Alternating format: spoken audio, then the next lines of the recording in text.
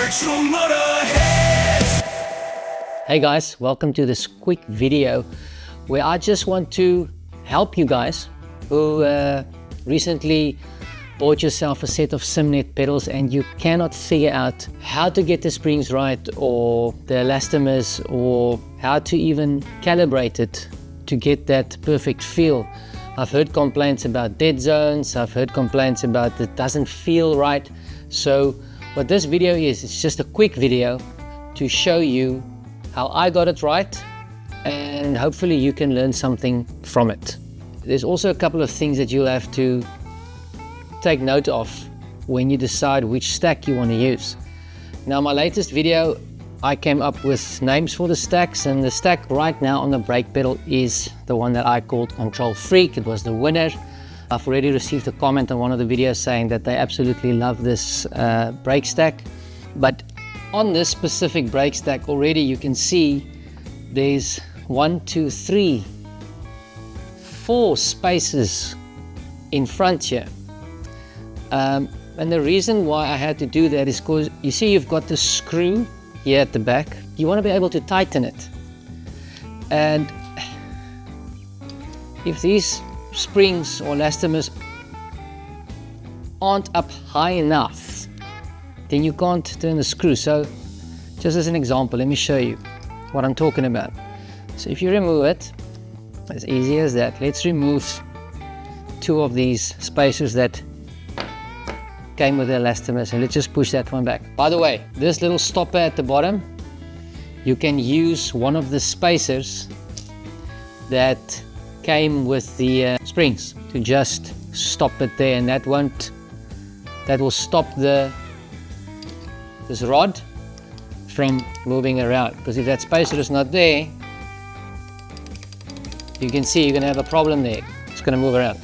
So very important that you always have a spacer at the bottom, and the only one that will work is one that came with the springs. Cool. So now that I've taken those 2 metal spacers out and I put this one back, I just want to show you the problem that it creates, and I'm going to zoom in closer here so that you can see. Now there's a gap right there between this back spacer of the spring and the screw. There's a gap. So if you want to tighten the screw, that's not going to happen. You see it's moving around because the screw cannot go further than that thread. In all honesty, I think they should have made that thread much longer in case you didn't want to use so many spacers, but luckily they gave us enough spacers to do that. So take it out, lift the little stopper out, put your spacers back in. That pushes it up further, and now you can see the thread goes all the way inside the spring, and then you can easily turn the screw and you can turn it tight. Alright, easy as that. There were questions where people asked, do I have to use the little black spring at the end? I'm going to remove everything and then show you why this little black spring is important, and then how to get rid of that movement that this spring also gives you, because I don't like any dead zones. If I step on my brake, I should start seeing the difference while I'm racing the car. Okay, so let's just use the elastomers now. Elastomers, you always gonna have to use the spacers. Always, always, always. Put them all on here.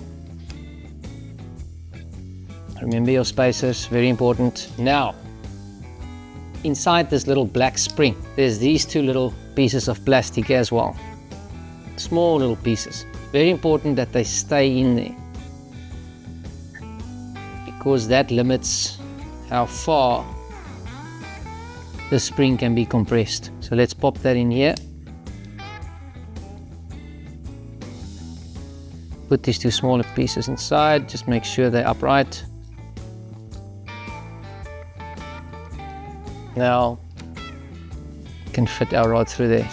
So just make sure the rod fits through everything there.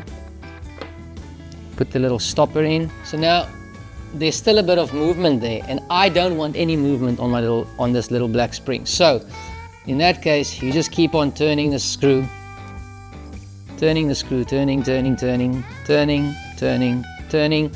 and eventually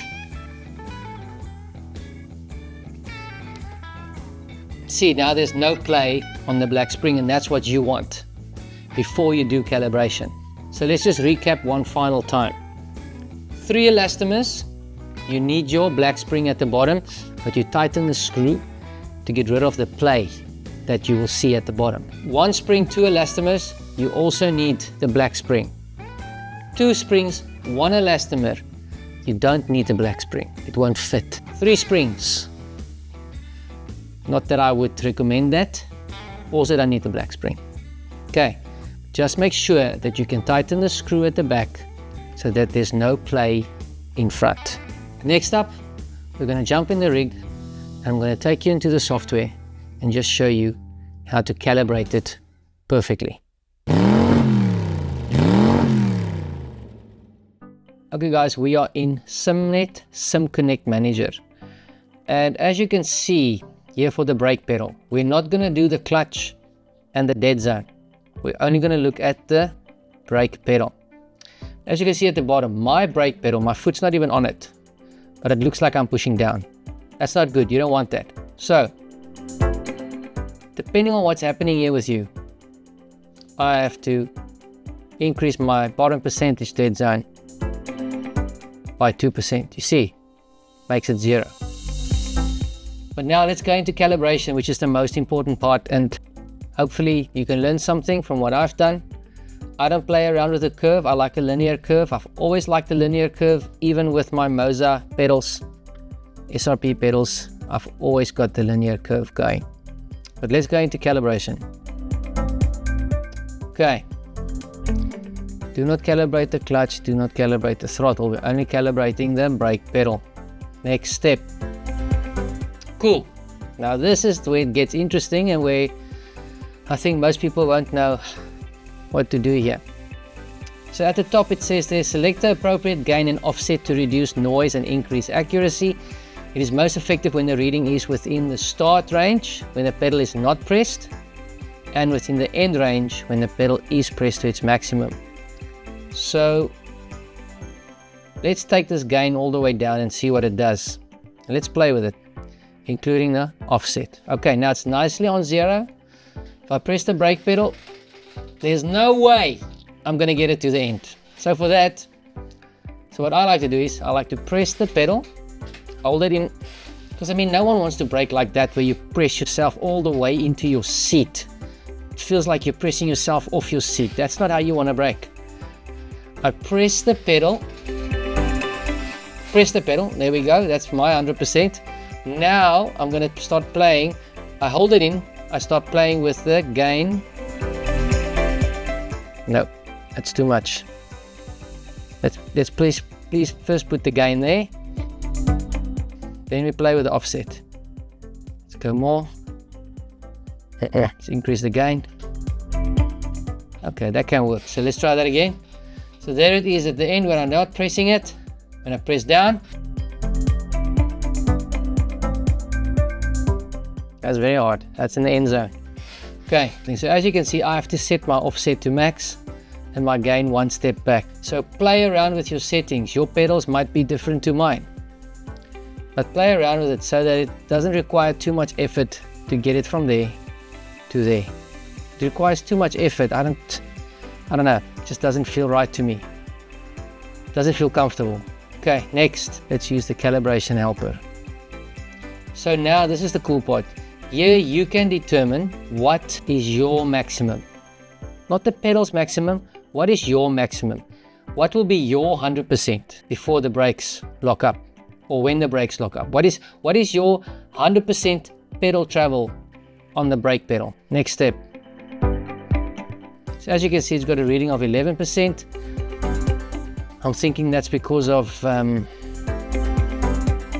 way I've set the gain and the offset, but this doesn't matter because if we go back, this is our 0% reading. We're not stepping on the brake. The next step, we only want to get to our 100%. So as you can see at the bottom, press the pedals to their maximum. The deepest pressed reading will be considered as the maximum 100% reading. And you can easily just click the reset button if it's if you're not happy with it. So let's say now, this is my 100%. Zoop. So 85% of the brake is my 100%. So that'll be the 100% in the game. Let's go back here. Next step. Here you can see now. Zoop. 100%. Check how quickly and easy that is. And here you can still mess around with the dead zones. But I don't need to, because I like to see. Just a gentle press and my brake is starting to do its thing. And guys, that is it. Click finish. Now we can see my game, my input. I don't even have to set the bottom dead zone anymore, because I've now done it from scratch. Check, I could just set this to 0 again. Now if I press down on it, check, just touch it ever so slightly, it starts going. There's no dead zone. 100 kilogram. And that is it. One more thing that I want to give you a tip. Whenever you change your brake stacks, recalibrate your pedals. They're going to have a different feel. You're going to have to put in more effort or less effort. So recalibrate your pedals whenever you change your brake stack. Guys, that's it.